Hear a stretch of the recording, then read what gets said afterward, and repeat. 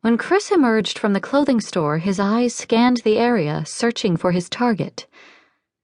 Bingo. The blonde was still in sight, standing at the counter in the kitchen store. Adrenaline charged through his body, compelling him to go after her. His feet reacted before he'd formulated a plan. Swerving between two kiosks, he weaved through the herd of shoppers, his eyes glued to the back of her. "Chris?" Marty's voice called. In his determination to get the girl, Chris had completely forgotten about his friend and the reason they were at the mall in the first place. Glancing back, he saw Marty trailing behind him. "Where are we going?" "Here." "Where?" Marty asked. "The comely kitchen?" Chris strode across the threshold. "Yeah, I need a new—" He scanned the area. "Vegetable peeler."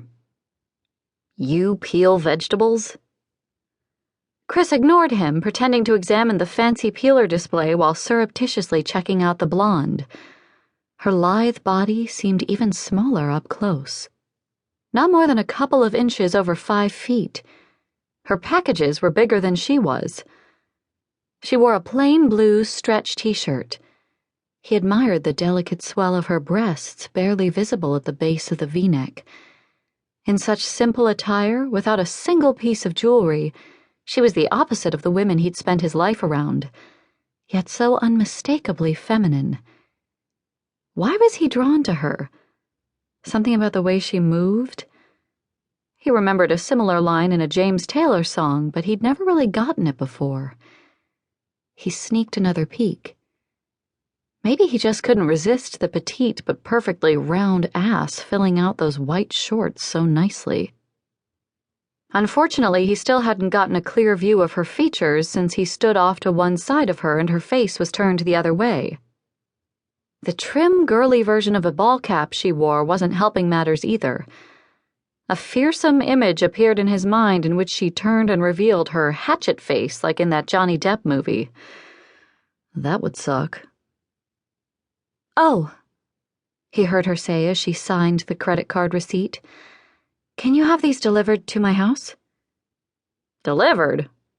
the cashier repeated. "Yes." "We don't have a delivery service." "Oh." She turned her head, exposing part of her face to him. Smooth skin, small, straight nose. At least one side of her face hadn't met the hatchet. That was good enough for him. He stepped forward. "I'll help you," he said. Marty moved to stand next to him. Why didn't he make him wait outside?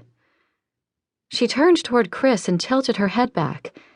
His pulse leapt as he stared down at her. The bill of her cap had been hiding the loveliest face he'd ever seen. Soft, feminine features set off bright, innocent blue eyes.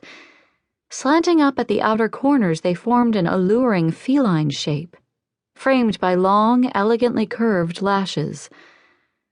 An innocent temptress. Just what he'd always wanted. Actually, he hadn't known it was what he wanted until he'd seen her face. But now, he had to have her. As he held his breath, waiting for her answer, his line of sight traveled down to her bare pink lips. So kissable. Raw, carnal energy snaked over his skin, alerting every nerve ending to his need. His fingers twitched at his sides. He'd never been more tempted to reach out and touch someone. And man, she smelled good. Like his Grandma Carson's kitchen.